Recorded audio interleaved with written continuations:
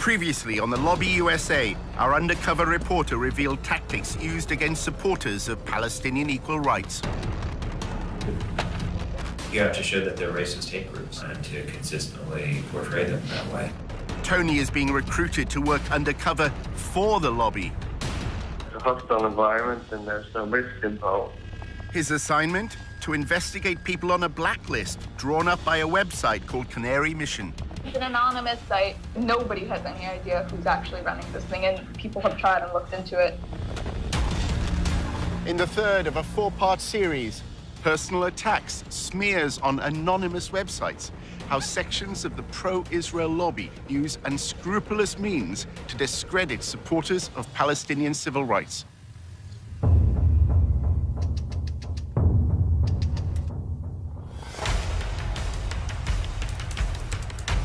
Using an undercover reporter, Al Jazeera's investigative unit infiltrates one of the most powerful lobbies in the world.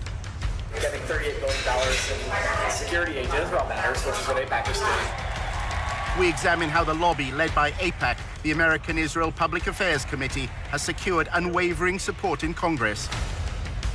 Congressmen don't do anything unless you pressure them. And the only way to do that is with money.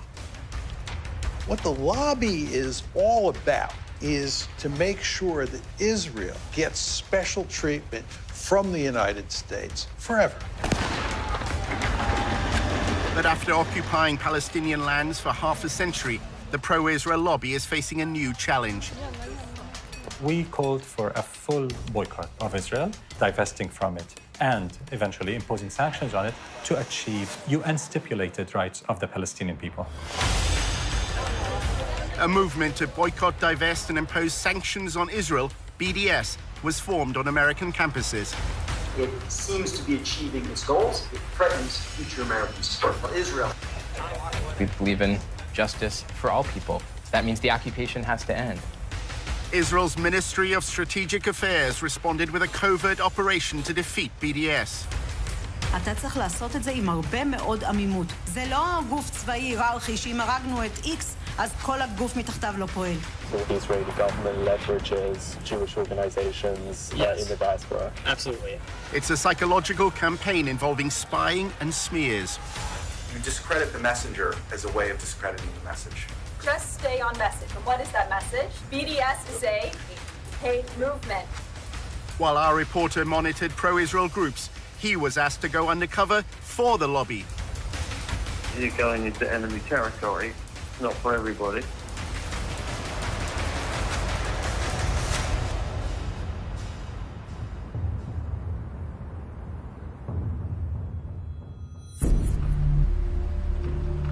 During his summer in Washington, Tony investigated how the lobby is responding to the growing support for BDS among students.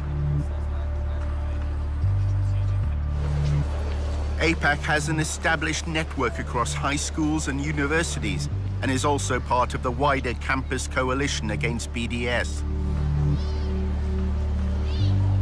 I work with the DC school, so I can connect you to Georgetown, GW, American.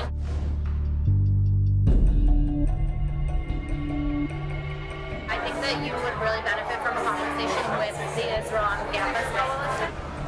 They also coordinate a lot between organizations. So like AIPAC, we focus on political. We have one very specific, very effective angle for combating BDS, but the ICC pools resources from all of the campus organizations so that like they're tapped in on all angles. The Israel on Campus Coalition is a coordinating group at the front line of the battle against BDS. We built up this massive national political campaign to crush them and to fight back and to fight fire with fire.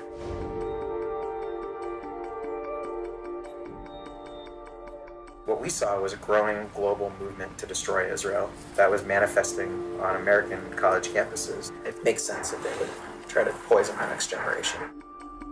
The one thing every member of Congress and president and ambassador and newspaper editor has in common is, by and large, they spent a little bit of time on a college campus, and probably those were formative years. The Israel on Campus Coalition is at the center of the lobby's response to BDS. There are about 100 maybe 120 now professionals that are working for a dozen national ICC partner organizations like AIPAC and Jazeera Fellowships and Stand With Us and Hillel and Chabad and API. Stand With Us and the ICC have a particularly close relationship.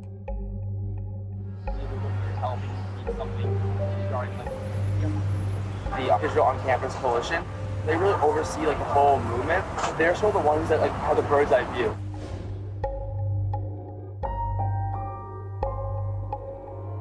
Let's just say like next week, a BDS resolution comes to campus. So the ICC will be the ones, they'll organize a conference call with all the partners. So they might say, okay, stand with us, we need a little bit more of your help because we need something regarding like what's like BDS resolution. The campus newspaper wants us to write like an op-ed. Can you guys help like the op-ed? So they'll sort of be the ones and they'll sort of be overseeing it. One of Tony's fellow researchers at the Israel Project had also worked with Stand With Us. One evening, Amanda told him how the work she'd been asked to do often made her feel uneasy. And stuff we produced, I felt was like,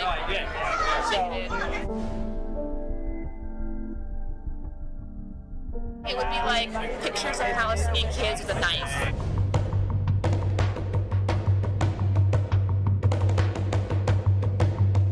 Those videos of like kids gonna like stab people and like we need to put this on Facebook and they have to make memes like do like graphics about like that.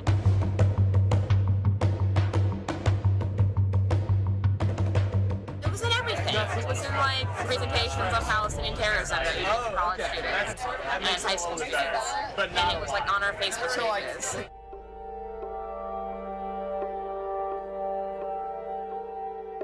It's embarrassed to be associated with it. You told me about that guy who was like telling you to like use racist, like use. Yeah. Were they going to universities and using that kind of language? Or? Yeah, universities, articles, Facebook, everything.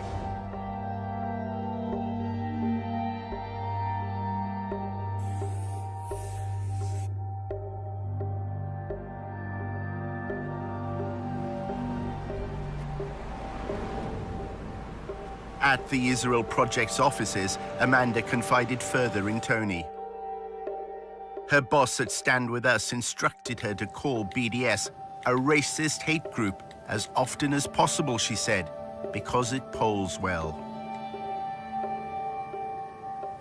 Stand With Us also had what she described as a covert group which would slander people as anti-Semites. It made her feel uncomfortable. Amanda recalled how Stand With Us was involved at her university. Students who criticized Israel's treatment of Palestinians were routinely accused of anti-Semitism. The pro-Israel side would say things like, it's anti-Semitic. Say things like, why are they targeting Israel and not other Arab countries? You know, like, look at all this bad stuff happening to other places, and you know, and Israel is like a democracy. Like, they would just say all this stuff that was like so irrelevant.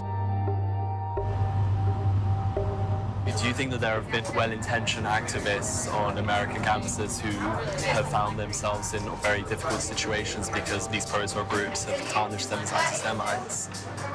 Oh, absolutely.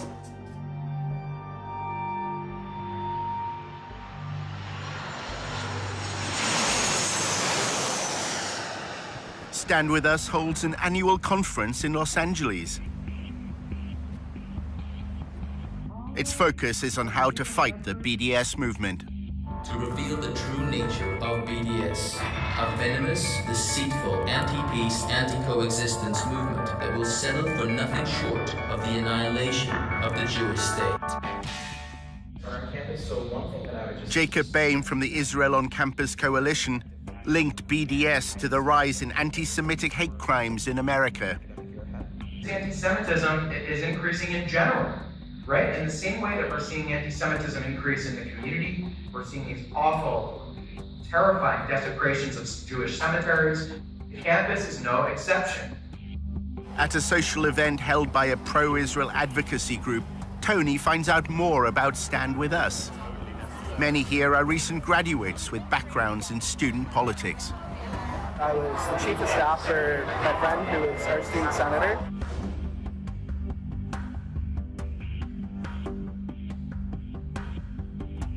We had Stand With Us write some checks, but we didn't let them put their logo on it.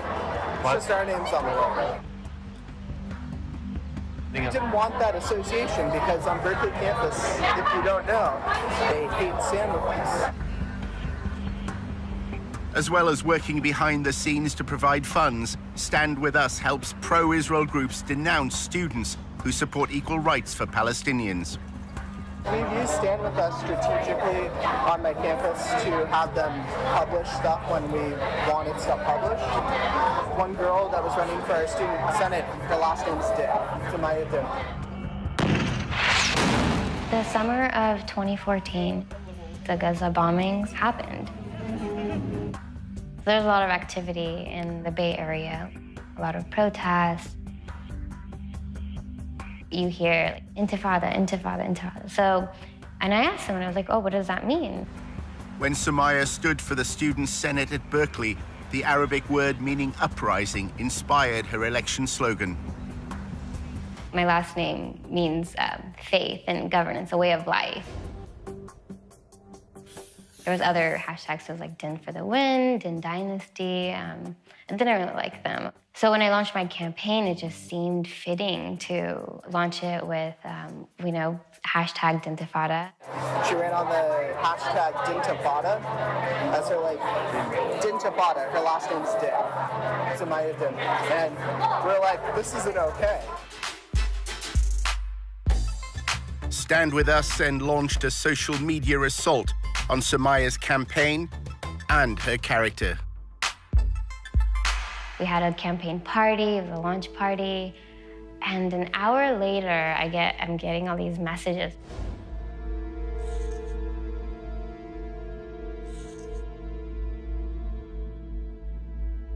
We had Stand With Us attack this girl in an article, at least on their Facebook, right? They shared the screenshots and stuff and talked about, like, this isn't okay.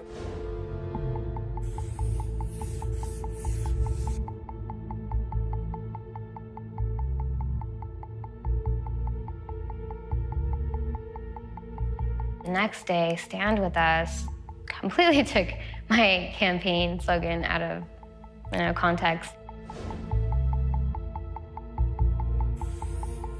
It's just an Arabic word, meaning uprising, and they redefined it to then serve their own purpose. The redefinition to me was killing of all Jews.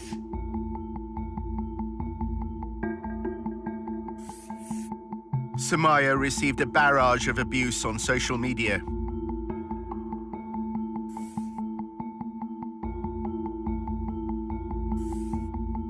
They called you a frustrated, sexually repressed woman. They said you were scum. They wanted to kick you out of the country.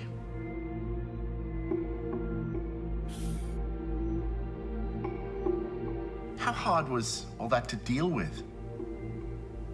Yeah, I distanced myself from that. I would go out and I would be walking on campus. Everyone would be looking at me. I felt like I needed to hide. It took me 3 days. I didn't sleep. I was just like, what's going on? We don't want Stand With Us's name, you know, on our name.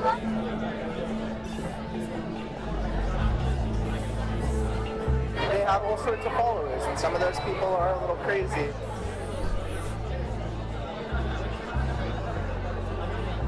You have people that are saying, like, that person should die. This girl was getting death threats. People are like, she's a terrorist, blah, blah, blah.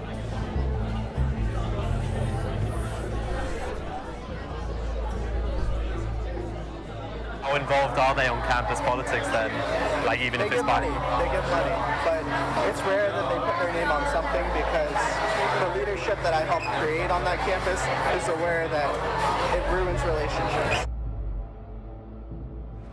At the Israel on Campus Coalition in Washington, Tony discovered that the lobby is deliberately adopting a clandestine approach on campuses. We should stand behind our work, not in front of it. It's not helpful for Stand With Us to say to a pro-Israel student, or the Israel Project to say to a pro-Israel student, oh, sure, we'll help you, but you have to put our logo on it. We're working like so closely with Stand With Us, and we have such a tight partnership with them today that like it's totally seamless.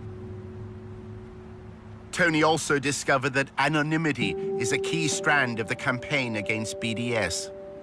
If one of these terrorists on campus wants to disrupt a pro-Israel lecture or something and like unfurl a banner or whatever else, we're going to investigate them, look into bad stuff they've done. That stuff becomes very useful in the moment, and there are any number of ways to push it out. The only thing is that we do it securely and anonymously, and that's the key.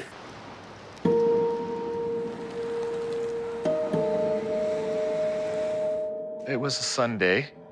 I was in the kitchen. My partner was in the living room with my daughter.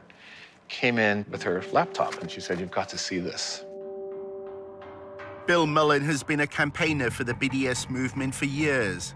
His wife had been sent a link to a website containing a letter addressed to her. This letter purported to be by a former student who said that she had been sexually harassed by me, and she had found other students at Purdue who had had the same experience, and she was writing this letter to tell their story. With the anti-Israel people, what's most effective, what we found, at least in the last year, is you do the opposition research, put up some anonymous website, and then put up targeted Facebook ads.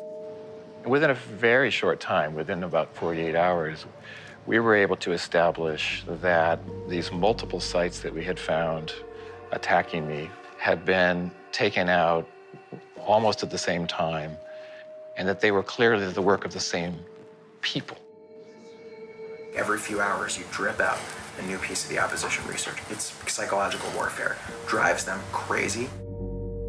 One of the accounts said that in the process of supposedly putting my hand on her, I'd invited her to a Palestine organizational meeting. And I thought, well, you're sort of putting your cards on the table there, whoever you are. We found out that a student at Purdue, who I work with, had also been targeted. A former activist with Students for Justice in Palestine agreed to speak only with her face concealed.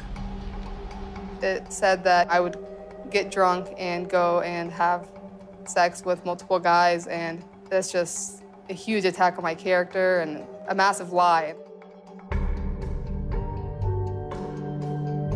My parents were very upset. They immediately told me to quit my involvement with SJP. They either shut down or they spend time responding to it and investigating it, which is time they can't spend attacking Israel. That's incredibly effective.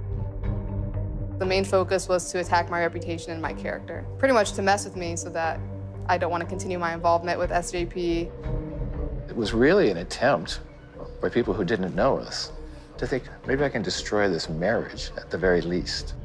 Maybe I can cause them horrendous personal suffering. The same letter purporting to be harassment to my wife used the name of our daughter. I think that was the worst moment. I think we thought, these people will do anything. They're capable of doing anything. Could you send me some of these websites? I'd be very curious just to see what they look like. I couldn't. You couldn't, okay. But, you know, Canary Mission is a good example. Canary Mission is highly, highly effective to the extent that we monitor the Students for Justice in Palestine and their allies. I remember it was the morning I was getting ready for school. I was about to graduate at this point, in a pretty cheery mood, I'd say. I got a Facebook message from one of my friends. She goes, "Hey, Marcel, I don't mean to freak you out, but I think you should see this." I click on it, and then I see it's a picture of me, and it's my name, and it's a profile about me. When I saw that this was a website dedicated to taking down pro-BDS activists and painting us all as terrorists and anti-Semitic, it was chaos. It was chaos in my mind. What are people gonna think when they look at my name on Google? Are they gonna think I'm a terrorist? Are they gonna think I don't like Jewish people? And they're picking out individuals who they think are critical of Israel, and they're smearing them. And they're telling them that what's going to happen here is if you don't cease and desist from acting like this, we in the end will do much to destroy your career. A few years later, these individuals are applying for jobs within your company. Canary Mission's promotional video threatens to pass these smears on to prospective employers. To ensure that today's radicals are not tomorrow's employees. It was shattering to me because I had to look for a job, I had to start my life, and now I had this website smearing my name before I even got a chance to really make a name for myself. Somebody did contact my employer and ask for me to be fired based on my pro-Palestine activism. They said that, you know, if they continued to employ me, that their values are anti-Semitic. It can be really scary at first. I was mostly harassed via Twitter. They were tweeting me like every 2 or 3 days. They take screenshots, even way back to my Facebook pictures that don't even look like me anymore. Just digging and digging through my online presence. They're terrified of Canary Mission, and it's about time. We had always been afraid of ending up on there. It was like very personal. They see us as such a threat that they have to kind of twist and turn and delve into our personal lives. As if they were trying to scare us into stopping our work. Their Twitter campaign is relentless. Every picture that I post on Facebook, it goes onto one of their websites with every tweet that I put in. Every hashtag I post on Instagram, it goes into one of their files.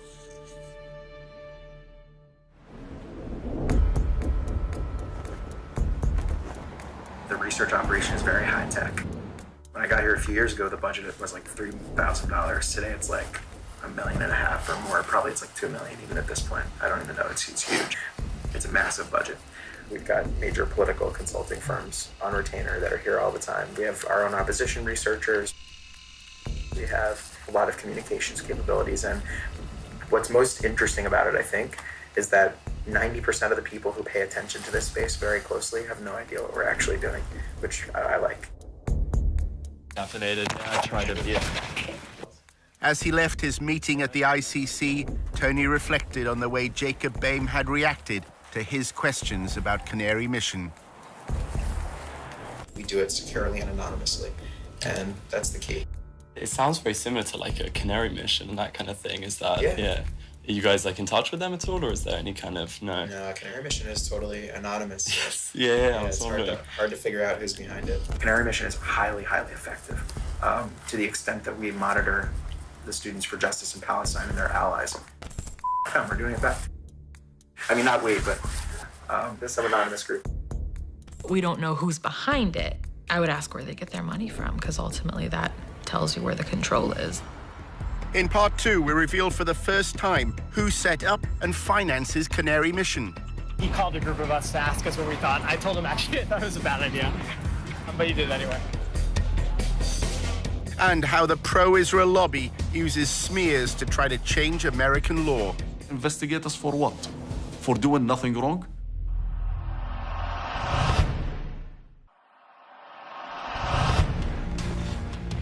In part 1, how anonymous websites smear supporters of the BDS movement. Use the name of our daughter.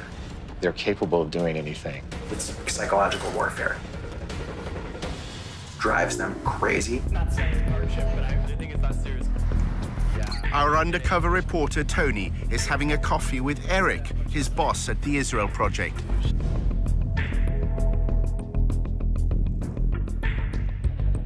Tony wanted to find out more about Canary Mission. There's a guy named Adam Milstein who you might want to meet. He's a convicted felon. That's a bad way to describe him. He's a real estate mogul.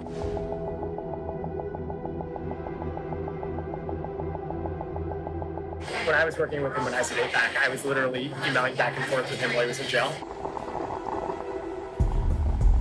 The that he's loaded. I mean, he's close to $500,000. Adam Milstein has become a central figure in the lobby. His foundation funds numerous pro-Israel organizations. He also sits on the boards of AIPAC's National Council, the Israel on Campus Coalition, and Stand With Us. Our reporter filmed him alongside Jacob Boehm from the Israel on Campus Coalition at the Stand With Us conference in Los Angeles. The two men had lengthy private discussions. Milstein is close to probably the wealthiest donor to the pro-Israel lobby, Sheldon Adelson. Adelson's money helped Milstein expand the Israeli-American Council into a major new force within the lobby.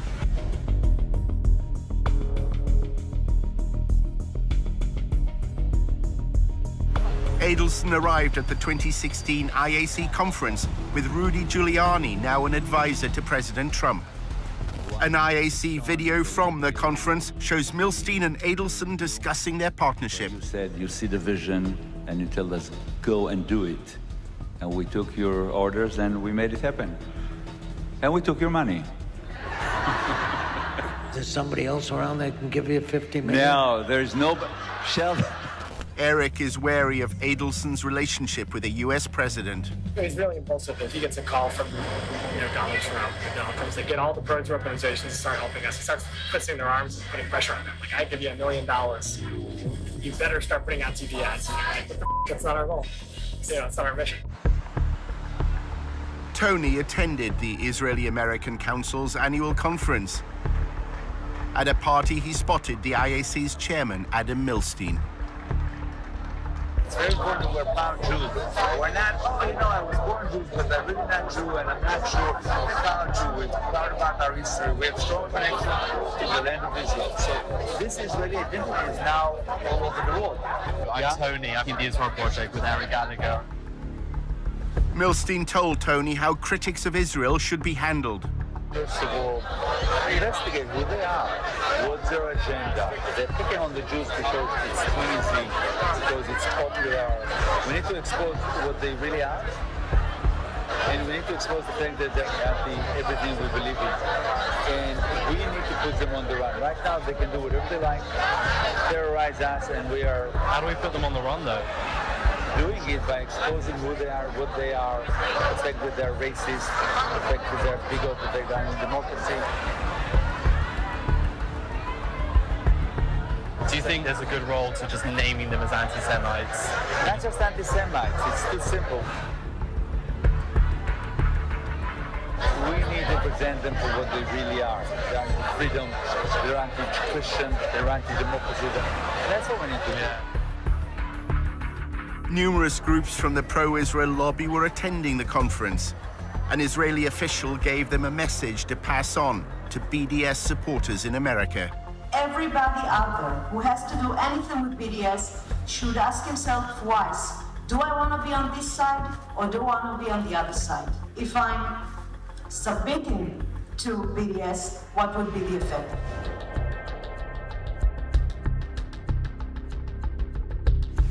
We've got the budget. We can bring things to the table that are quite different.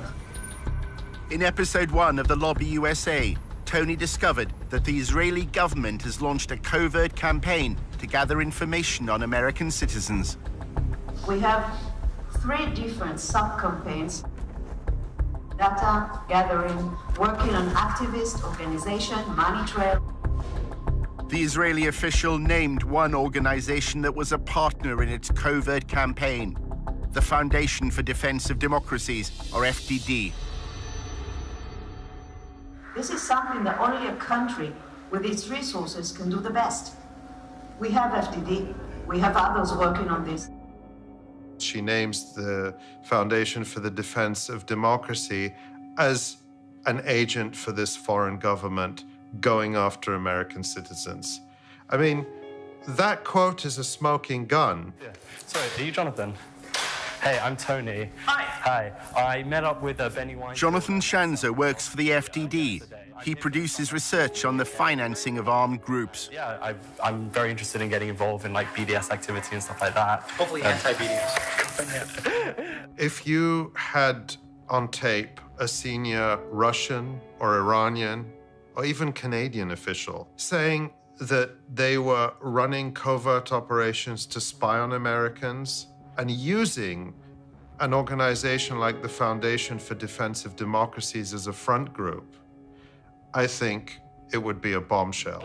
Shanza was invited to talk at the training workshops that Tony attended. Think tanks are the folks that used to work in government, have PhDs, and decided not to become professors. In the Middle Eastern Studies field, academics have failed, and that's why people like me are considered useful, at least to some. To call it the Foundation for the Defense of Democracies is a misnomer. It's the Foundation for the Defense of Israel.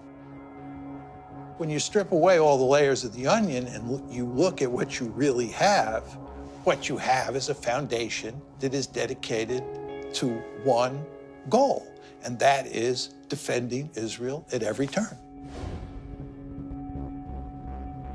The FDD's mission has been to associate students who support BDS through links to charities and pressure groups, ultimately to Hamas, which governs the besieged territory of Gaza. We found out that there was a coordinator who was being paid to make sure that the activists from a certain group called SJP, Students for Justice in Palestine, who was working with all the different SJP chapters around the country to make sure that they all have the same message. So we said, wait a minute, who are these people? That kind of sounds like a little bit like a network. We took a little bit of a deeper dive, and we found out that there was one organization that was, in fact, a mothership. Shanza's mothership is a group called American Muslims for Palestine. Here's the remarkable thing, is that this organization has employees that used to work for Hamas charities here in the United States.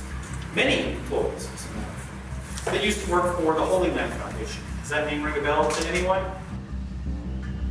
The Holy Land Foundation was the largest Islamic charity in the United States.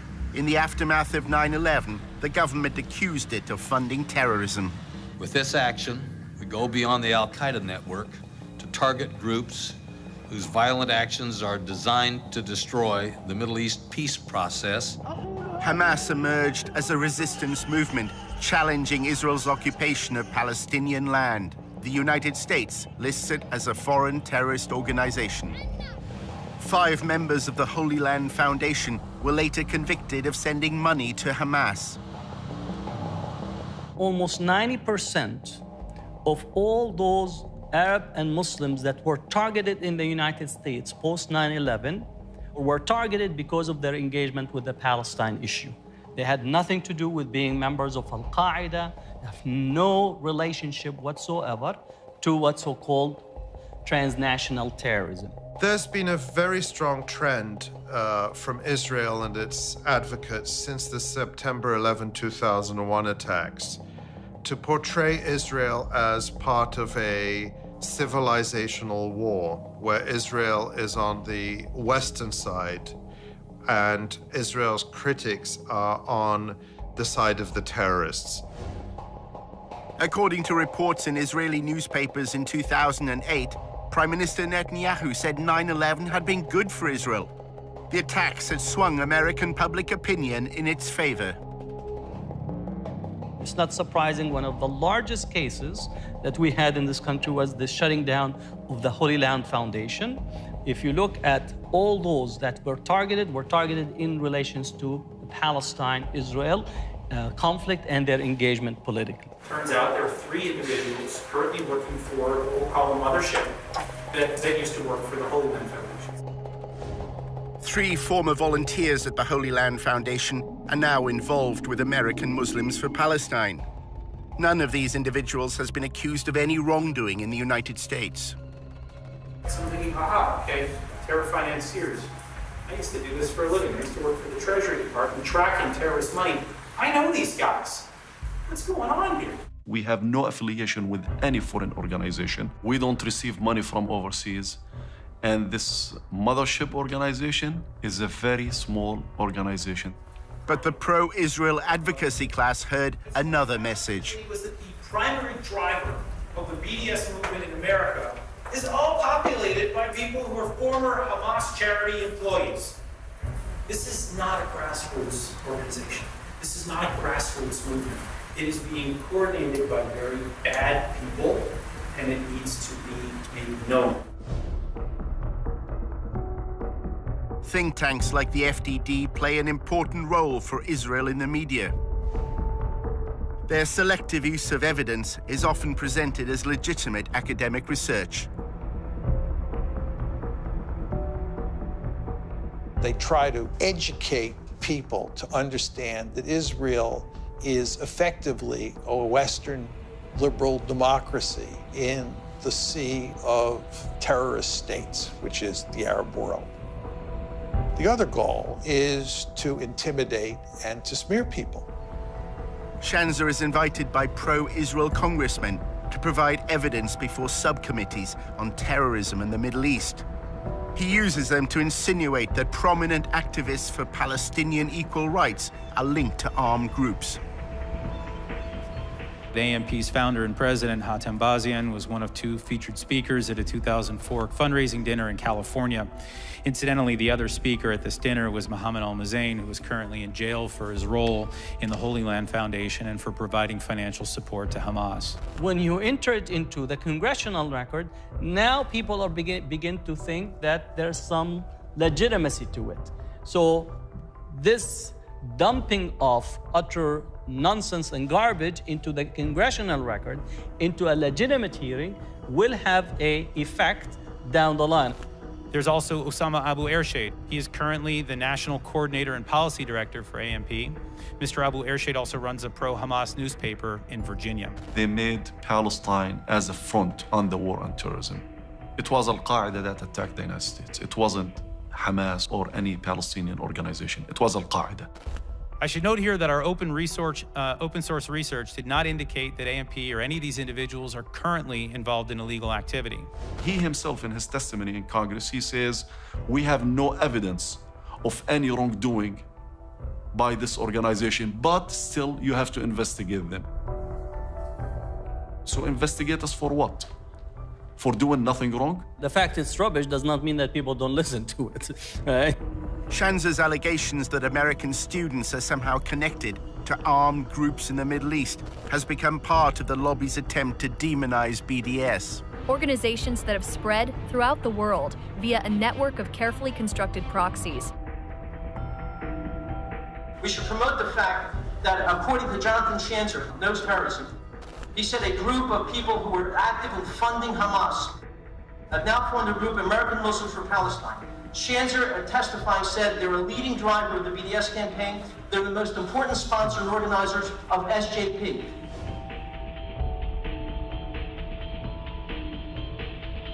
We have to make it clear in every way possible that they are being funded and trained by vicious lovers of Hamas.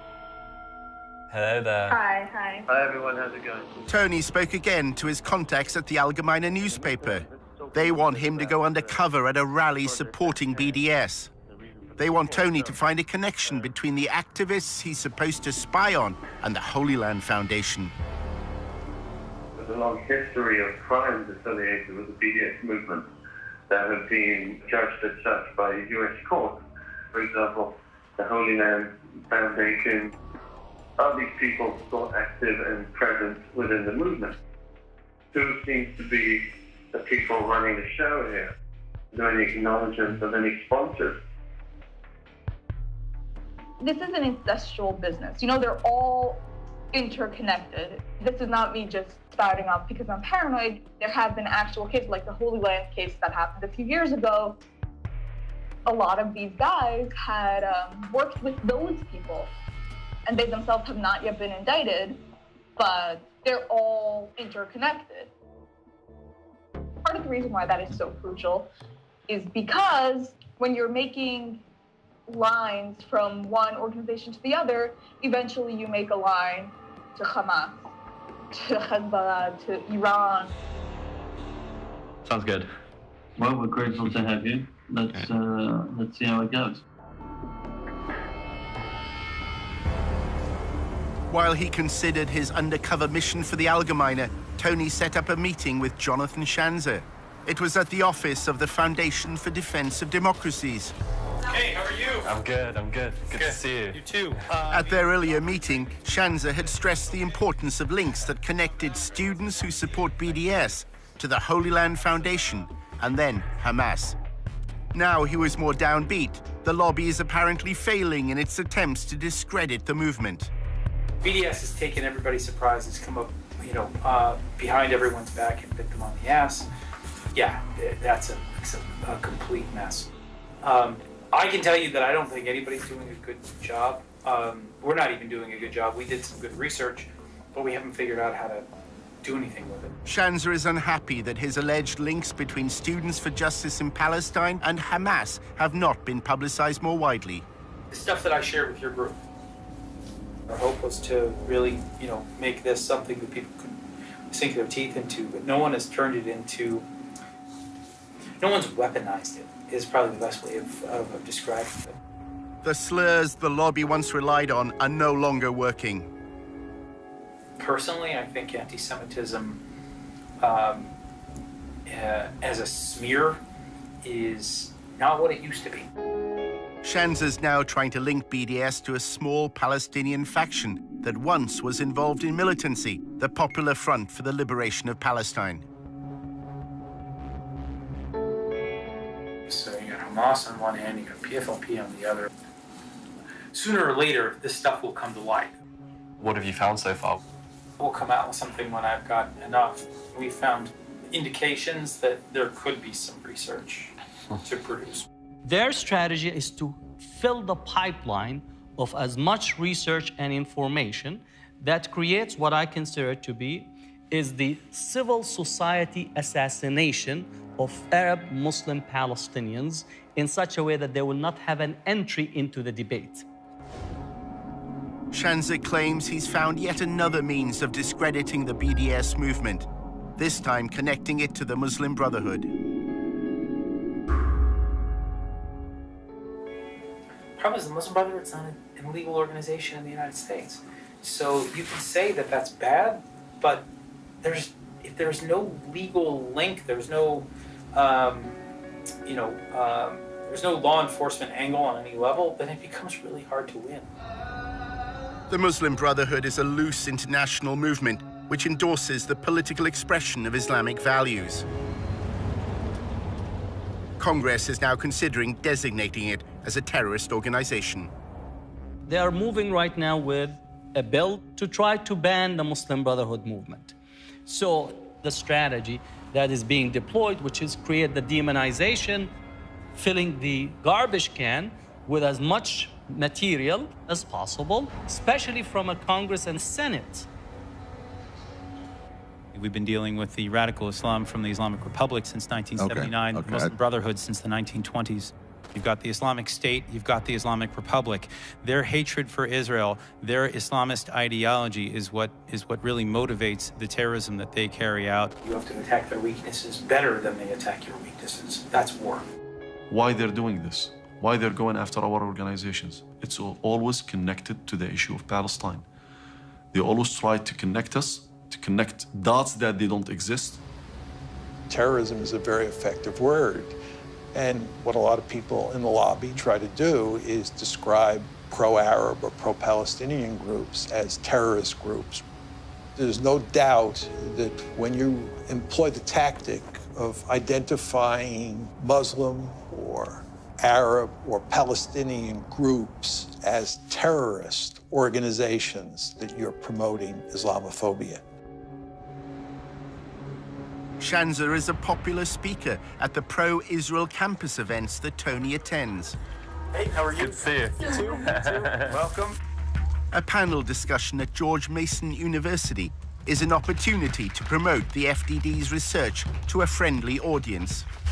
My organization, FDD, earlier this year concluded a deep dive study into the fiscal and corporate sponsors of BDS, and we found several troubling connections to the Palestinian terrorist group Hamas, an Islamist supremacist organization that seeks nothing less than the annihilation of the state of Israel. I recently published research just this week showing that BDS groups get help from other Palestinian terrorist organizations like the Popular Front for Liberation of Palestine. The problem is that most students don't know who is behind BDS, and most Americans don't know. And this is why BDS is gaining traction. AMP is the de facto national leadership of Students for Justice in Palestine.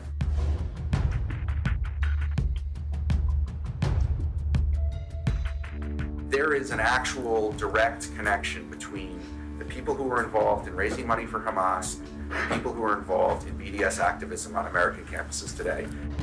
Pollock claims that SJP is just a front to hide the real agenda of American Muslims for Palestine. You'll notice their name is Students for Justice in Palestine. You don't hear the word Islamic, you don't hear the word Muslim in that name, and you hear the word justice, which is kind of a buzzword on campuses today. Everyone's for justice, right? You're not for injustice. The crowd that's kind of behind the scenes is actually a very Islamic radical cause. And if you actually get like into the weeds on SJP, they've aligned with groups that are for the, not just the destruction of Israel, the destruction of America. That's a narrative that suits Israel because it takes the pressure off Israel to actually end what it's doing to Palestinians. But it's an incredibly dangerous narrative for the whole world, and I think we're all paying the price of it. Pollock even accuses Jewish supporters of BDS of being in league with Hamas. Which is Jewish Voice for Peace, or as I call it, Jewish Voice for Hamas. It'd be like having a group called, like, you know, African Americans for Slavery. You know, it's like, it's crazy, right?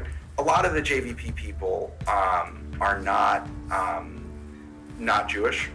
They've had a real problem of like people basically pretending to be Jews because the anti-Israel activism it's a little more sexy.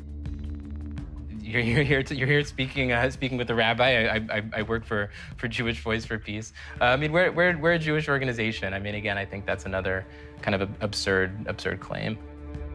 When you talk about SJP and when you talk about BDS, you talk about them as a hate group, as a movement that absolutely endorses violence against civilians, not military conflict, but violence against civilians, AKA terrorism. You discredit the messenger as a way of discrediting the message. Tony's boss, Eric, was also at the event. He's old friends with Noah Pollock.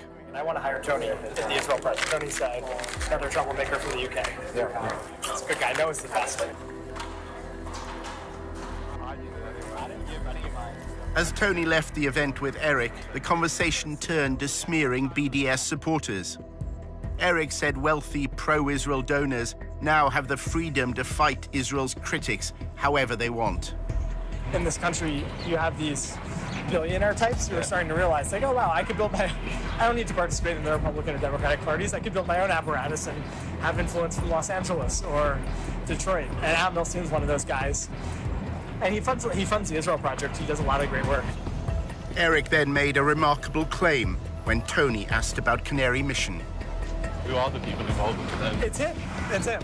Adam Milstein. Yeah, I don't know who he hired to oversee it. Adam Milstein. He's the guy who funds it.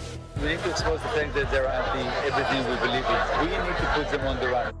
So Adam Milstein, he funds the Israel Project and he's funding the Canary Mission website. Yeah, which is interesting because it makes it seem as though we're a part of it, but we're not. Actually, I was involved with the effort to start it with the Name and Shame. He called a group of us to ask us what we thought. I told him actually I thought it was a bad idea, but he did it anyway.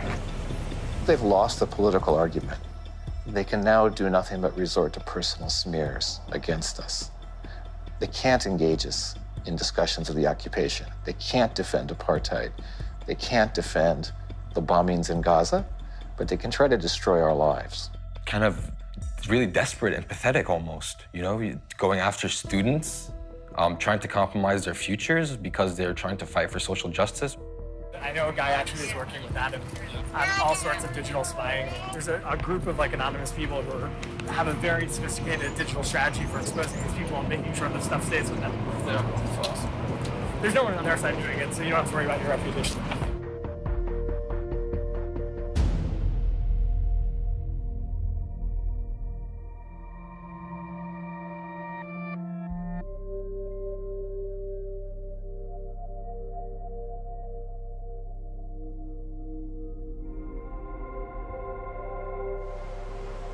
In episode 4, how the pro-Israel lobby is fighting the public relations war, The activism has to be like very provocative and attention-getting, and just like total like no given. And how the Israel Project is laying the ground for a future conflict with Hezbollah.